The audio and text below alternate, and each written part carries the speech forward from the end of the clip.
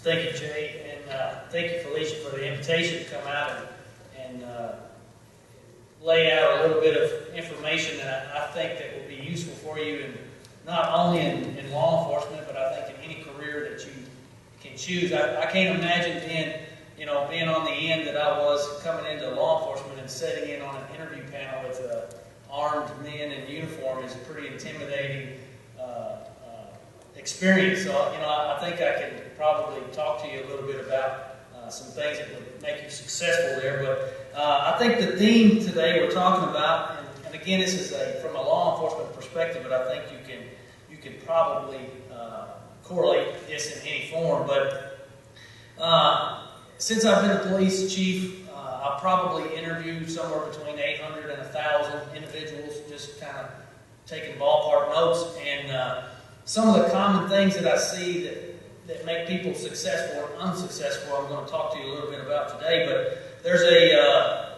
theme that we're talking about in commitment and responsibility. And commitment, I think that to drill that down, to make that instead of such a broad term, we look at that very hard when I start looking at candidates for our jobs. And I think in any profession, and one thing that I think would make you successful is that, I will look at individual candidates and what's their community commitment. I'll look at where are you plugged in? Are you part of a civic club? Are you part of your church? Do you donate your time? How plugged in are you? Are you all about yourself? That's one difference that's going to make you stand out for sure. And I would encourage you to get plugged in before you start looking for some of these employment opportunities. But another factors that we're talking about in the commitment is, oftentimes there's a back and forth in law enforcement about degrees or not, whether they're required in this profession. And, to me, in my opinion, a degree may or may not necessarily make you any smarter than the next person. But I think what it does for sure show you is that you have a level of commitment that you will finish this that you started. And I think that definitely automatically gives you a leg up over your peers. Also, look at job work history. Are you changing jobs every 2 and 3 months? What kind of commitment do you have to your organization or your community? All those tie in to make you a successful candidate. Now, if we're talking about responsibility, one of my favorite aspects of that is personal responsibility. You will not be a successful candidate coming into the Massville Police Department in an interview format and blaming someone else for the ills of the world.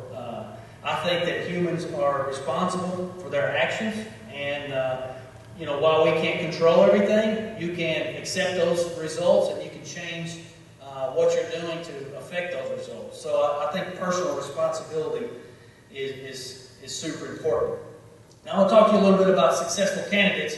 And, I read a lot about HR and, not only in law enforcement, because I think that they're all connected. We can all find successful things across disciplines. But successful candidates of the Massville Police Department, I feel, are, of course, honest. Do you have anything in your background that is questionable of nature? And if it is, we talk about it openly. We don't hide it. We don't lie about it. And I think that sets you apart somewhat. Again, we're talking about personal responsibility. People who demonstrate positive attitude. I can't stress with you this enough at least in law enforcement setting, but I know that I talk to peers in the business community and wherever else. If you have a worker who is, lack of a better word, a Debbie Downer, and is talking nothing about being, a negative atmosphere and a negative workplace environment, it's a bad situation. So I think being a good team player, being a good decision maker, that you're able to make quick decisions, being formal but flexible, and I would encourage you to read what you can about emotional intelligence and how you interact with people and connect with people. I think it's very important that you can be a team player in any. I can't imagine a workplace that's not that's high on priority now. And just to wrap it up, I know I'm sorry we had a little bit of time, but in an interview, you're going to have 20 minutes at the Madisonville Police Department to sell yourself in 1 out of 100 people that's applying for that job. So, those of you that are not comfortable selling yourself, you have to do some research on what's important to that agency or that organization and follow through on that and make sure that they remember you when you leave that interview. I'm out of time, so I'll wrap it up, but I'll be glad to take any questions. I'm the police chief here in Madisonville. If you ever want to give me a call or work through your school system, I'll be glad to come out and talk to your group, or if you have any questions, just feel free to contact me. Thank you.